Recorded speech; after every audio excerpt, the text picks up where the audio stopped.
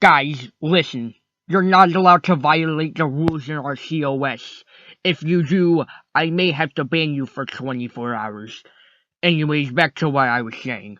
So yes, I do think the age of consent should be 13 years.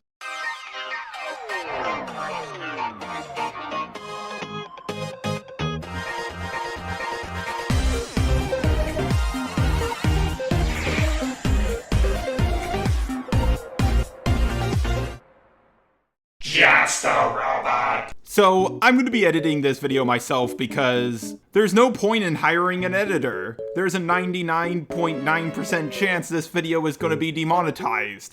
If this video is monetized, boy howdy is that a dream come true. Now, I normally don't talk about subjects like this because they're way too serious and they don't really fit my channel. But this is such a unique circumstance that I just had to talk about it.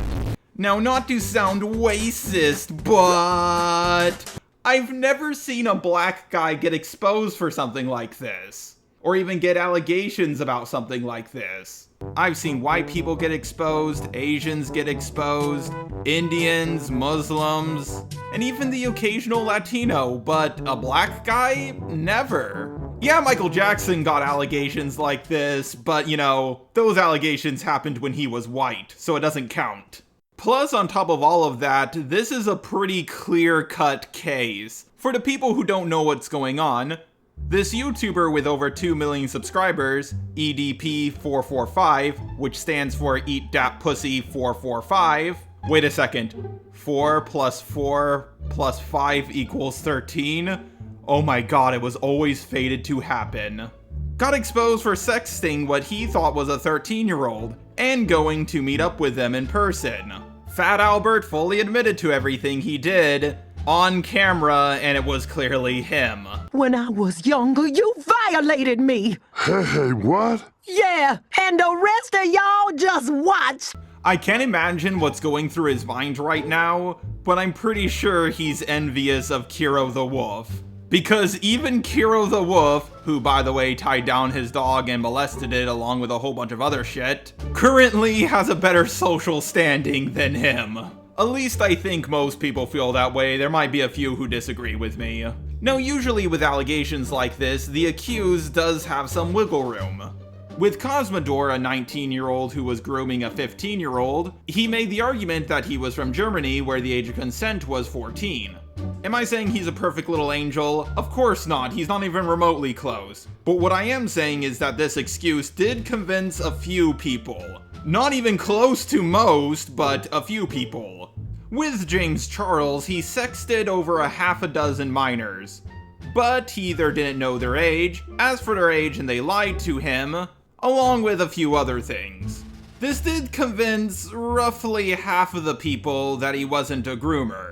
But some people did say, hey, you're a celebrity, of course people are gonna lie about their age to you, and you've made this mistake like half a dozen times, you really need to learn already. And of course there's Call Me Carson with the whole, you were 19 and she was 17, Pyrocynical having a sexual roleplay with a minor, along with a whole bunch of other people being accused of this type of stuff.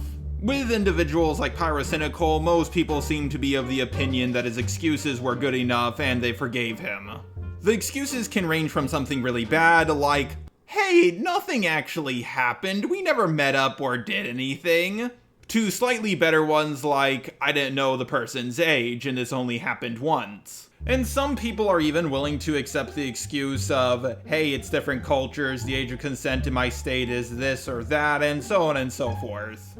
The age of consent in my state may be 17, but I'm not going for any 17-year-olds. I ain't going younger than 20 here. A lot of people throw around the term canceled or cancel culture, but there's no real dictionary definition of what it is. But there's an old saying, there's only two things that can get you permanently canceled. Pee-pee around kids, and yourself. And when I say yourself, I mean how you're handling being canceled for saying a naughty word, doing something questionable on a live stream, or being caught lying. Now I want to make something very clear. I'm not saying these people are innocent, or that they're guilty. I'm just bringing this up because some people found them innocent or guilty. Not all of these people are remotely on the same level. But EDP takes the cake and eats it as well. Then he waddled away, waddle, waddle.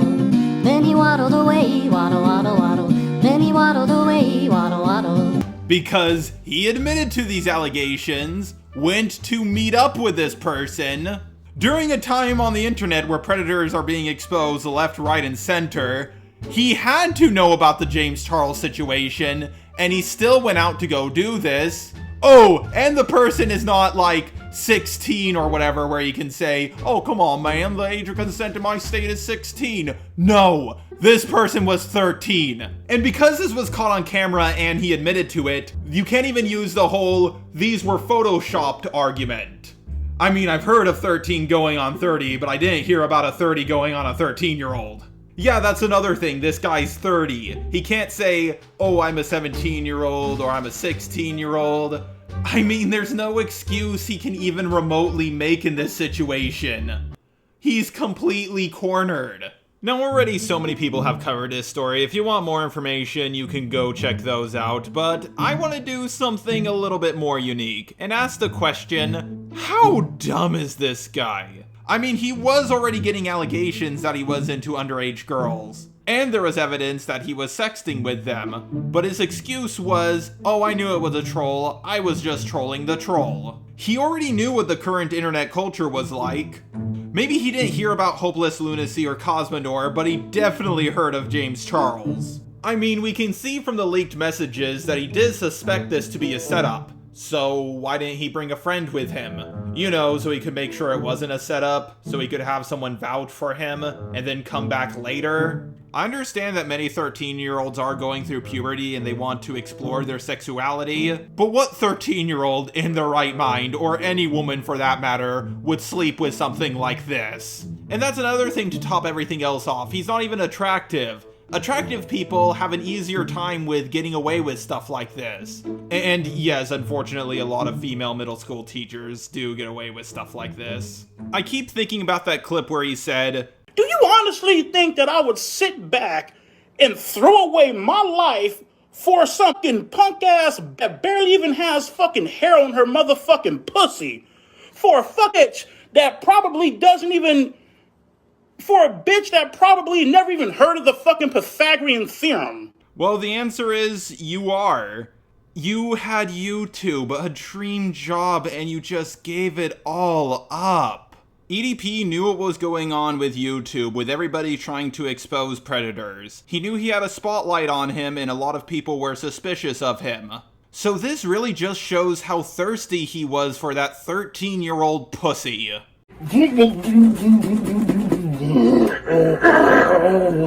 Now, all of this is pretty unique enough, but what makes this whole drama even more unique is what happened to the people who exposed EDP.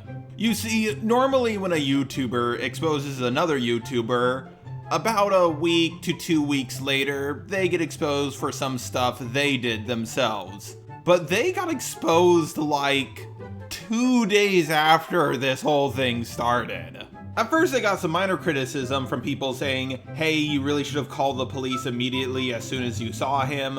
You waited way too long and now he's going to get away with it. To, hey, he owned firearms and you probably knew he owned firearms, so you really put yourselves in harm's way. And a lot of people got really upset with them that they waited to break this story until they got their YouTube video fully monetized. Money they will probably never see, and I'll get to that later on in the video. A lot of people started digging into them more and more. They found out they made some pedo jokes. That's not really too damning. That they screamed the hard R-N word at people, okay, that's a little bit more damning. They prank called the BLM hotline, along with so many other things, even their own accusations of pedophilia. But what surprises me most of all is how quickly people found out about this. Some people said they only got found out so quick because they exposed a black man, but I don't know if that's true or not. Mainly because I can't compare this to any other situation because I've never seen a black guy get exposed or something like this. But despite everything they did, at least they exposed a predator. in 4K, which is more than I can say for most people on this website. I will say, though, their plan to catch EDP wasn't all that great at all. The only reason why they caught him is because he's such an idiot.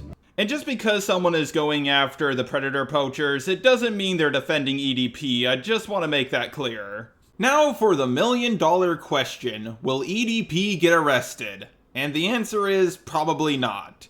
Mainly because police mostly don't care about the average predator here or there. Police only have so many resources. They're more into cracking down on pedo rings, grooming gangs, or, you know, people who distribute this kind of stuff. That being said, EDP and the guy who exposed him both got their channels deleted. EDP got his channel deleted while it had no videos up, which I've only seen happen once before with Mr. Medicare. And this is by far the fastest I've ever seen YouTube take action when it comes to removing channels. I also feel really bad for EDP's fan base. He was a really funny guy. But unfortunately, he was also a really fucked up guy. EDP's life is over. There's no coming back from this. Too many people know about what he did. If there's anything I want you to take away from this video, is that this is a cautionary tale about what not to do on the internet. Or real life in general. Boom, boom, boom, boom, boom, boom, boom, boom, boom, boom, boom, boom, boom, boom, boom, boom, boom.